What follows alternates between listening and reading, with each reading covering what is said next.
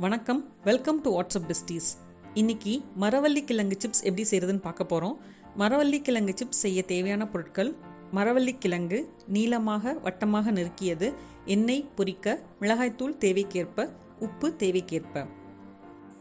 மரவள்ளி கிழங்கை நல்லா கழுவிட்டு இந்த மாதிரி நீல வாக்கா கீறி விட்டுடணும்.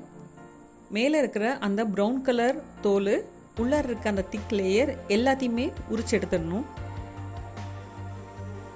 ஒரு கப்பில் 1 டேபிள் ஸ்பூன் உப்பு போட்டு கொஞ்சமாக தண்ணி ஊற்றி கரைச்சி வச்சுக்கணும்.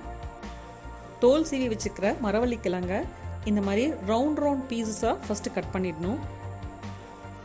ரவுண்ட் பீசஸ் எல்லாத்தையும் நீளமாக ஸ்டிக்ஸ் மாதிரி கட் பண்ணிக்கணும். ஒரு கடாயில் எண்ணெய் ஊற்றி எண்ணெய் சூடானதும் கட் பண்ணி வச்சுருக்கிற அந்த பீசஸ் எல்லாத்தையும் போட்டு ஃப்ரை பண்ணி எடுத்துடலாம். மீடியம் ஃப்ளேமில் வச்சு ஃப்ரை பண்ணணும். அப்போ தான் கிறிஸ்பியாக வரும். அப்பப்போ திருப்பி விடணும். அப்போ தான் நல்லா ஈவனாக ஃப்ரை ஆகும்.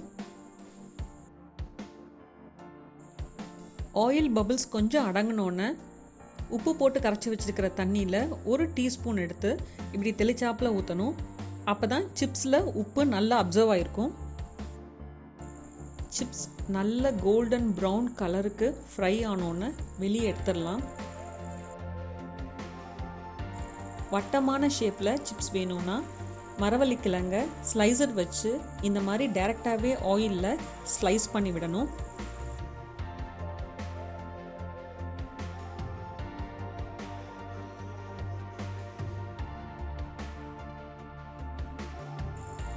ஆயில் பபிள்ஸ் கொஞ்சம் அடங்கினோன்னே உப்பு கரைச்சி வச்சுருக்கிற தண்ணியை இந்த மாதிரி கையால் கேர்ஃபுல்லாக தெளித்து விட்டோன்னா சிப்ஸில் உப்பு நல்லா அப்சர்வ் ஆகிடும்.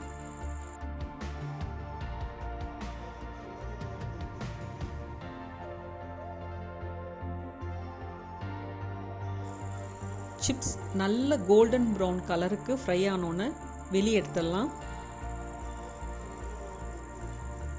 ஃப்ரை பண்ணி வச்சுருக்கிற சிப்ஸில் 1 டீஸ்பூன் மிளகாய் தூள் போட்டு எல்லா சிப்ஸ்லேயுமே ஸ்ப்ரெட் ஆகிற அளவுக்கு நல்லா குலுக்கி விடணும். இந்த சிப்ஸை ஏர்டைட் கண்டெய்னரில் போட்டு ஸ்டோர் பண்ணி வச்சுக்கலாம். எல்லாருக்குமே ரொம்ப பிடிச்சமான ஸ்நாக்ஸ் இது. இந்த வீடியோ உங்களுக்கு பிடிச்சிருந்ததுன்னா நீங்களும் ட்ரை பண்ணி பாருங்கள். தேங்க்ஸ் ஃபார் வாட்சிங்.